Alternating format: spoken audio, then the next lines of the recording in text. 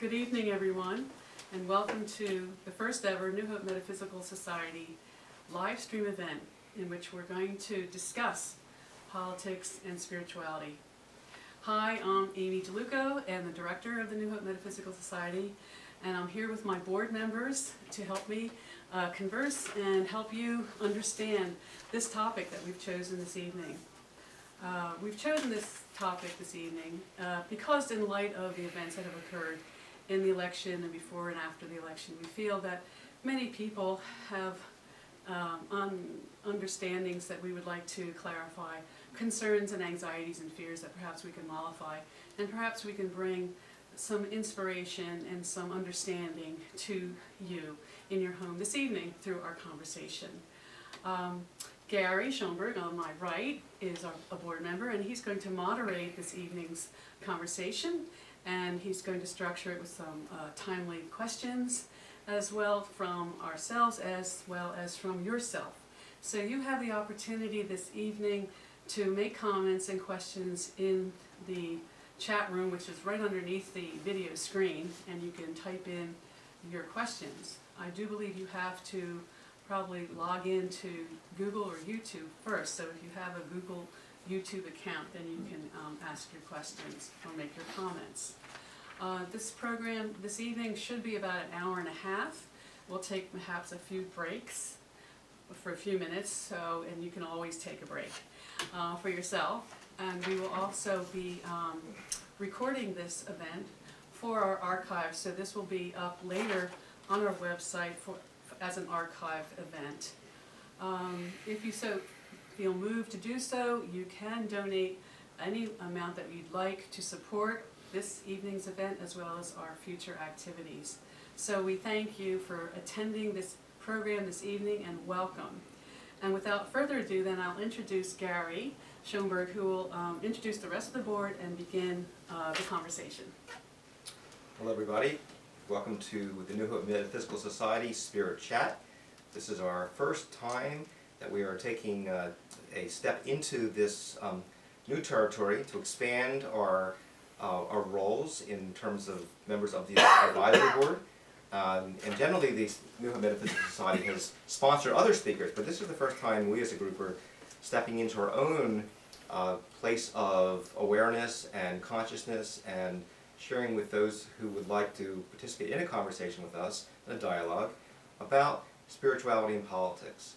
And the people that are here with me at this moment, I want to introduce. To my right is John Gialuco, who is actively involved with the advisory board. He's the co-president with Amy Bortner-Gialuco. Sean Brickley, who is one of our associate members. And we have Chaz Billera, sorry, and Scott Allard, who is also on our advisory board. So all of us have been actively involved in consciousness, awareness in various ways. We all have brought together our many experiences and talents in the world of spirituality, and we all bring something to the table in terms of our skills and our ideas.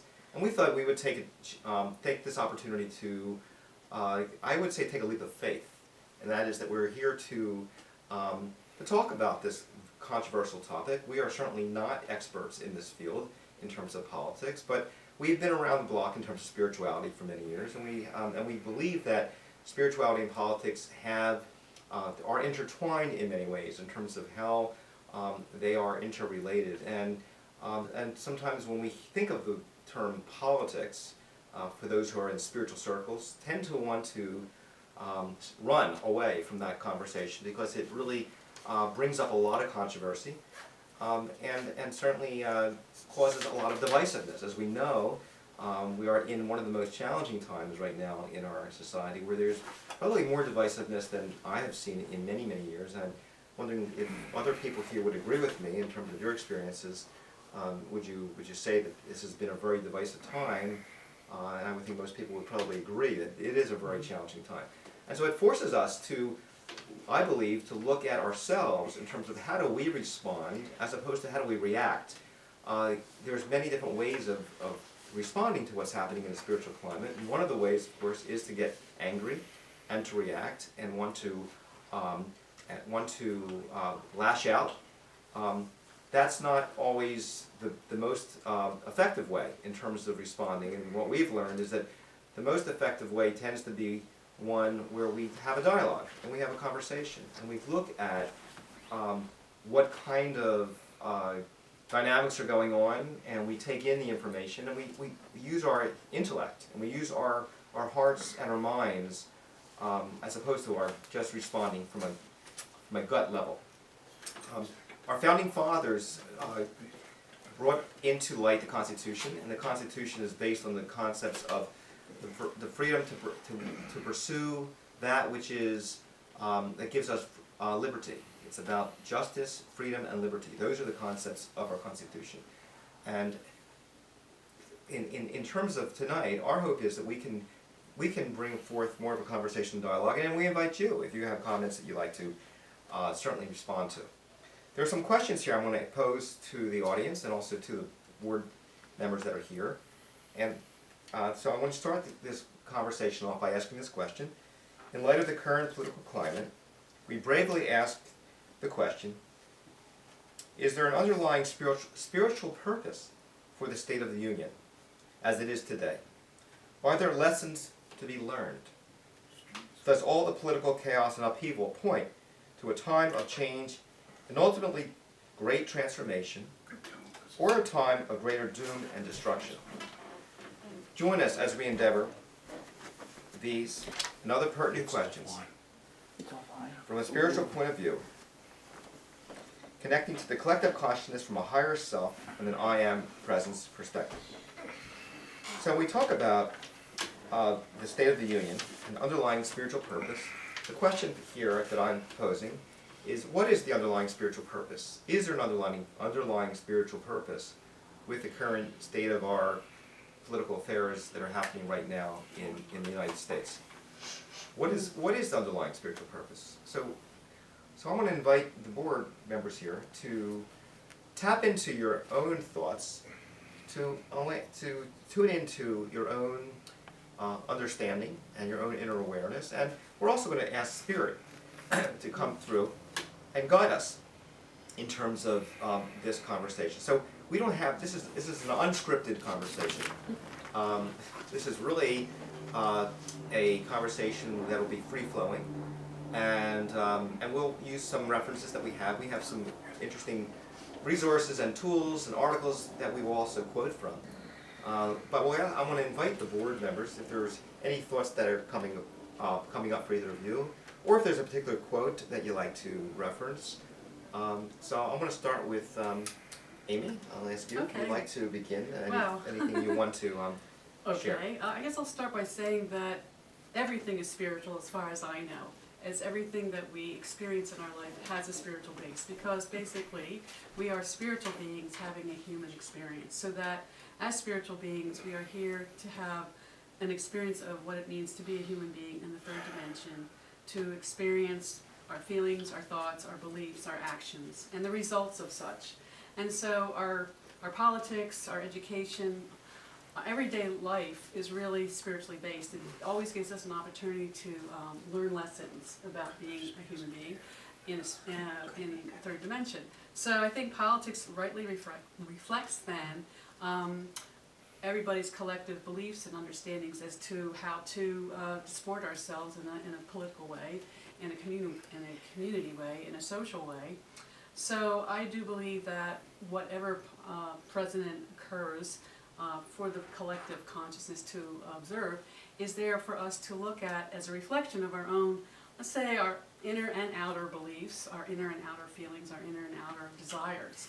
And so that's what I feel about this particular president also, is a reflection in some way of something going on in our conscious or unconscious minds, or is a reflection perhaps even of our spiritual status in a way, of what we feel about ourselves and about the world at large. So that's one of my thoughts. Okay. So on that note, so Donald Trump, certainly as President of the United States at this time, is a manifestation of the consciousness, or the collective consciousness of a critical mass of people that brought him into power, what does that say about the collective consciousness of the critical mass that created Donald Trump? What is the underlying message, and what is the shadow here, so to speak? Because one of the things that we talk about in terms of consciousness is shadow. And so we know that there's light and there's dark, and that the light and the dark there's an interplay between the light and the dark. And as spiritual beings, our goal is to create an enlightenment. And I think that's one of the aspects of the New Hope Metaphysical Society, is to bring about more enlightenment. But we also know that there's also a shadow, and that if we don't pay attention to the shadow, it'll bite us in the behind. It'll come up and raise its ugly head, and to be addressed and to be healed in some way. So, on that note, I want to ask that question: is there a thought about that in terms of the shadow and how Donald Trump perhaps represents a shadow of America? What is that about? Nobody's hearing anything, and I'm not streaming. We're not streaming? Are you sure? Gene Dillman, you were offline installed. We're not hearing anything from Frame is He's not, frozen. because No, I'm spinning on both Chrome One and... thing we do have to talk very loud, because the microphone is that tiny little microphone. So You want to Something we have check to and look see? into. Wow. We're not even online. Yeah, Microsoft. We're not online. well, I mean that is streaming, but maybe between the connection. See, it goes on. there it is. Chrome, no, see that? It's trying to get the Is it being data. buffered? Both, Chrome and Firefox are not online. So when you so go they're back, not if you hearing want to go us. back up to it and look and see what's Is It's it- the elite, they're jamming us. Yeah. Could be. You all heard the Black Hawk helicopters out there when we started. No. Scott heard them. You're really? Scott, did you hear the choppers? I did. Right, so, You think so? You think there's a that's possibility? just a coincidence. They don't care about our little group. Trust me. You never know. They got their hands full with Anonymous. what's happening out there. Definitely not streaming. Huh. Oh, so we have to I mean, mute it's ourselves? showing. What- Say something. People are saying Something. say something. Something in the way. Okay. They're not getting anything. Is anybody hearing us? No. Why is that? I wonder. Is the microphone not working properly? Streaming. It's not, the stream's not happening. I got another question. Say something. Gene Yes, Dillman, say- sound is echoing greatly. Hey. Let's see. My mind. I think in the future we need to look at an Somebody's external mic calling. that plugs in and sits in front of us. Yeah. You know, like they use in the conference calls. Right. Omnidirectional Oh, mic. is that what they're using? Oh, Christ. Secure it. Yeah, House burned down. Yeah, there's bound to be some network connection issues. All right, so No, when you look on there, do you see us? The device, yes, the Well, device that's is just because streaming, it's the camera. That doesn't And mean how about it's- the video? No. but it's sending it to Here's what's YouTube, going and on. somewhere along the line, it's We're not getting anything getting- from streaming. Huh. Let me try something on mine. Wow. Okay. Distorted and echoing, maybe you have too many mics on. Ah, shit. I could move this closer, Yeah. which would probably Yeah, maybe. That's, cut a few of us off, but hey. Yeah. Since it's our first time. Redraw. Oh boy. I'll get back onto this Google Chrome. This will help with the sound because the microphone's closer. Mm-hmm. We could see everyone better. Everybody's being seen. Awesome. Yeah. My mic's off, so it's not echoing from here. So now what's happening? Now we have something. Okay, can you hear us? There's a 10-second delay, by the way. Okay. There is. We're going to try again. Okay. Turn your phone off, John. No. You're gonna hear that. It may be somebody's calling to tell us something. No, no. They don't have your All right, number. guys. We're live. Oh, okay. Sorry. All right, we're back on. Can you hear us? If you can hear us, send us a message on the chat so we can know that we're being received. 'Cause Or click donate. We're having some technical problems here. So just checking in to verify that people are able to hear us and see us. Yes. Just, I haven't gotten Please any just bear with messages. us, folks. The energy is so strong in this room, creates some technical difficulties at times, but no, Something's we're here going for on. you. Sound is badly echoing. That's what Gene Dillman just said. Sound is badly echoing. Who's got a mic on? I don't. Oh, John, turn your microphone down, like your Okay, volume on it's your down, laptop? it's down. Because it might feedback Yeah, somehow. okay, I turned it down. Jean, tell me if it's still See echoing, if if it's you're still there. echoing, because we turned the mic down now. How about now? Can you hear us? Okay, well, we'll continue the conversation and invite you to participate and to respond if you want to chime in a little bit. So the question that I posed was, if Donald Trump represents the shadow of the collective consciousness of America, what does that say in terms of what kind of, what is the agenda that the collective of America, from a higher self perspective, needs to be addressed? So our intention here is to speak from the higher self perspective as opposed to get into a reactionary or a divisive kind of conversation, but from a higher self perspective, what is the ebb and flow that's going on right now, and how do we as spiritual beings react and respond in a way that addresses the collective consciousness? So those are some thoughts to ponder. So if anybody in this board, in this panel, would like to respond or take a shot at it, or if there's a thought that comes up for you in terms of what is a response that you take, or how do you respond when you perhaps experience a threat. Some of the reactions that people have talked about is feeling somewhat threatened, fearful. Some of the actions of this administration have been executive orders that have been very powerful and very divisive. And so, again, from a higher self perspective, how does one react to these kinds of events that are coming at us from a way that we may not even be prepared or even be able to know how to respond or react? So again, these are conversations about how do we look within, how do we find what is true for us from a higher self perspective. So one thing I will reference is that there's a wonderful article here by Patricia Pierce. She talks a lot about dealing with a fear reaction and how to respond in terms of from a different kind of reaction or a different kind of paradigm as opposed to a fight or flight response. And so for many people, the fight or flight or freeze response is the typical response, or is the reaction that most people have when they're confronted with a situation that is threatening. Patricia Pierce talks about responding from a place of facing the fear and looking at the fear, having a conversation with it, as if though it was a dream. In the Gestalt model of psychology, the concept of having a dialogue with the threatening part of the dream and understanding what is the purpose of that part of our dream that is scary or frightening.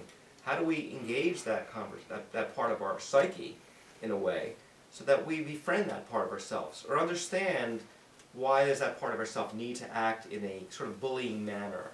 So if we have that conversation, think about Donald Trump as perhaps the bully. So what would be the conversation with the bully or the fire-breathing dragon? What would be the way to befriend the fire-breathing dragon and find the underlying nature of that individual or that being? So those are the kinds of suggestions that Patricia Pierce talks about in terms of how do we face that part of that our own consciousness? How do we face that part of the collective consciousness, what Donald Trump represents? How do we respond in a way that we come from a more of a higher self perspective, and the attributes of what do we want to create in our society as opposed to what is being shown to us from that kind of fear-based perspective. So I asked the question, what are some of the attributes? Well, I was going to mention that she also wrote an article about Donald Trump, your spiritual teacher in disguise. So she actually goes into it in depth about what Donald Trump could represent. So I could actually read a little bit, Sure. just to get the ball rolling. She said, with this election cycle, you may feel you're in the midst of a nightmare. Whether you experience it as a frightening curse or as a blessing depends on whether you're willing to listen to and own the information it brings. So let's get started doing some dream work. So she starts using some dream work techniques and puts on the center stage of this dream or nightmare the character of Donald Trump, whom you can see as either an arch nemesis or a supreme spiritual teacher. So she says he could either be either way. So she says you don't want to really see him as the former because that's too frightening perhaps, so maybe let's look at him as the supreme spiritual teacher. So in dreams, each element or character symbolizes something in your own psyche. So this spiritual teacher, Donald Trump, who's made an appearance in your collective dream, the collective dream or nightmare, is to show you in blatant terms what she says ego looks like. So it could be the shadow part of your ego. The ego is nothing but a part of your mind that inverts reality at times, like a lens inverting the light that passes through it so that an object appears upside down. Of course, reality can't truly be inverted, only your understanding of it can, which means ego is simply an idea you believe in, a lens through which you choose to observe the world. So why do I say ego inverts reality? Because it upholds illusions while denying all that is true. The ego can often believe in separateness and denies oneness. The ego can believe in fear and deny love. The ego, or I call it the shadow ego, believes in death and denies the permanence of life. The ego believes in hierarchy and denies the truth of reciprocity. Thanks to Donald Trump, you're able to witness this ego in a caricatured, exaggerated form. You're able to see how the ego seeks attention, how it perceives itself to be greater than everyone else, and how greatness for the ego rests on wealth, fame, influence, and the ability to dominate others. By depicting the ego in such an unbridled fashion, Donald Trump is giving you the tools you need to detect the same ego tendencies in yourself, believe it or not, even though they might not be present within you, or that you don't think they're present within you, or they may be only present in subtler forms. But he doesn't stop there. Your spiritual teacher is also helping you see where the ego eventually leads to: animosity, division, blame, projection, violence, disregard for others. He is presenting you with a rare opportunity to decide for yourself whether you really want to elect the ego to sit in the Oval Office of your own executive functions. So now here's where Donald Trump's teaching, blessed be his name, becomes truly sublime, demanding that you really step up to the plate of your own spiritual maturity. He isn't simply giving you the chance to decide whether you want ego sitting in your own personal office. He's pushing the envelope so far that he's practically begging you to see through his act entirely.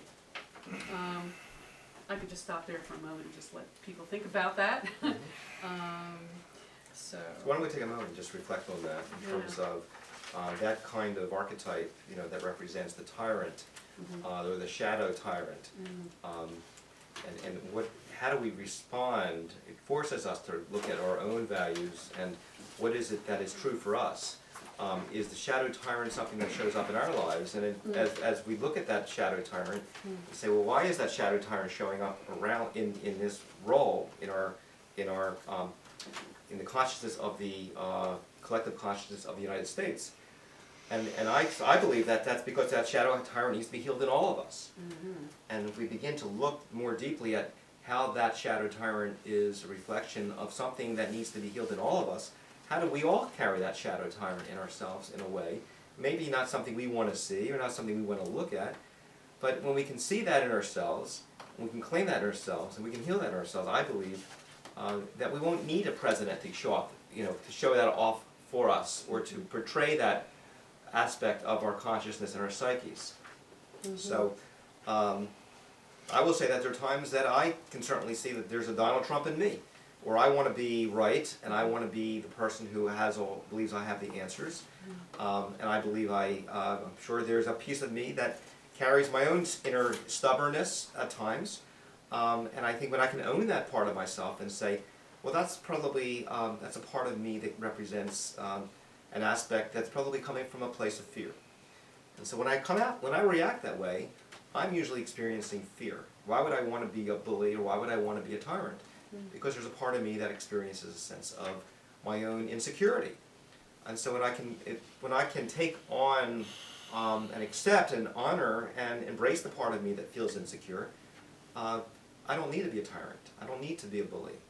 So that's a piece for me to look at in terms of how do I heal that in me, and how does Donald hold up a mirror for all of us to look at ourselves and see, well, where is that part of me, and how do I keep healing that? Because if we come from a place of love, and a place of acceptance, and a place of compassion, there won't need to be a part of us to be a tyrant or a bully. So those are thoughts to ponder in terms of how do we become more loving to ourselves.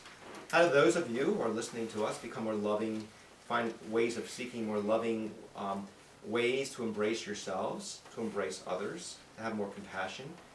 Because I think those are the attributes that I believe we all want to have more in our world, in our culture, in our society. I was going to say, I also think Trump kind of represents the big father figure for the whole country. He's the leader. He's our, father in a sense, the father of our country at this time. And so maybe like a bullying father or a dominating father or a tyrannical father, we've chosen this kind of father to lead us at this time. And I think even America is seen that way by the rest of the Western and maybe Eastern world, that we are dominating, tyrannical, self-serving, insensitive, kind of just ego, big ego. And so I think that's what we have to look at, both in the personal self, within ourselves, but also in the public arena and in the world arena. How does America show itself off? But in this way, like Trump represents the most exaggerated, qualities that America has represented to the world for at least 30, 40 years. The ugly American, as they used to say it in the 50s. I was just going to read something also that I had from a friend named Lynn Schleifer, who's a social worker, which I thought was very cogent and very on point. She said, well, I'll read the whole thing. She said, "I'm very grateful for the healthy and loving relationships in my family, network of friends, and in my progressive community, in which there are many who regard all in this country and on our planet as family. Many of my neighbors and friends, I'm proud to say, are activists. After having worked 35 years as a social worker, and in having dealt with many of life's challenges, I thought I had seen it all. I ran a day program in a community mental health center in the inner city for 10 years, and worked on a long-term inpatient psychiatric unit with some of the most severely ill people in Philadelphia for almost 11 years. I used to tell people that although I worked on a psychiatric unit, actually the world was a psych unit." And I had no idea of how prophetic that statement was. I retired from full-time social work almost 4 years ago. Although I had begun to notice a decline in humanity that paralleled that of the Roman Empire back in the 70s, I never imagined that my own country would reach a point where human rights were so in jeopardy. And she's talking about the thing with the Muslims and the bans on the Muslims, and then the reactions now to different things. I am not, and likely will never be, a religious person, but I have grown to appreciate spirituality. So many have become estranged from their own souls and are seeking to ease their pain from spiritual starvation.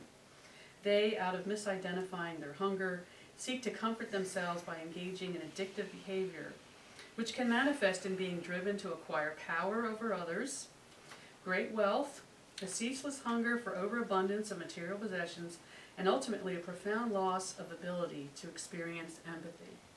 It is a vicious cycle, and we will continue to spiral downwards if we do not grow in self-awareness and compassion for all who share this planet. The national government that we now have is a direct manifestation of our own misplaced priorities. Time to look in the mirror, look within, and take responsibility. There's still time, and so on. So I just thought I'd bring that up because I thought it was very on point, and it relates to Trump in this way. Right. And also expresses, I think, what she feels is perhaps a void in our spirituality in general, in the masses of people, in the general populace, that seek other avenues instead of engaging in their own spiritual journey and their own spiritual connection, which would feed them, which would nourish them, and perhaps even ameliorate their shadow to the point that they won't have to project it out to create then a Donald Trump, is what I think is what she's saying here. So do we have any other comments that you want to Yeah, share? a lot of this, we understand at a mental level, even a psychological level. I work in Camden 42 years, and there's a lot of drama there. There's a lot of emotion that I've seen come and go and get distorted over many years in what's basically a black community and people living on the margin economically. I see that what Trump has elicited by his leadership, I just read he's asking for more nuclear weapons to be made. He's really triggering people's emotions. And what I've noticed years ago is on the corners, kids who normally would have been fist fighting or being in physical conflict started rapping, and their fight became words, and the words modulated the anger that normally would have gone into the physical realm. And out of that has come a great art through the black community. I just found out today that Arizona is criminalizing protesting. So you see that the collective conscience of the government slash authority is trying to stop the voice of people through protest, which is a constitutional right. When you start putting a lid on people's expression, it's a boiling pot. And I've always felt, and I've seen demonstrated in a city like Camden, we can't legislate emotions. You can't pass a law and expect people to just follow that mental precept. There's emotions behind that you can never legislate. We could look at Palestine and Israel and many places around the world. I had something from the Seth material, which I wanted to read, and he talks about emotions somewhere. And this is a quote from Seth, who Amy and I and other people here have been studying for many years. And as you know, Jane Roberts was the author of Seth and the channeler for Seth. My point of power in all of this for many years is to continue disseminating, helping disseminate information from Spirit, and leaders in our times, whether they're heroic or not heroic. But what Seth had to say on emotions is, and it's very important that we use our emotions, we learn them. The validity and strength of emotions cannot be overestimated, for they represent in only slightly tinged form the uncamouflaged vitality of the universe as it passes through the inner self. Emotions represent, therefore, this vitality before it has been constructed into camouflage. It has been tinged psychologically in its entry through the subconscious. But that is all.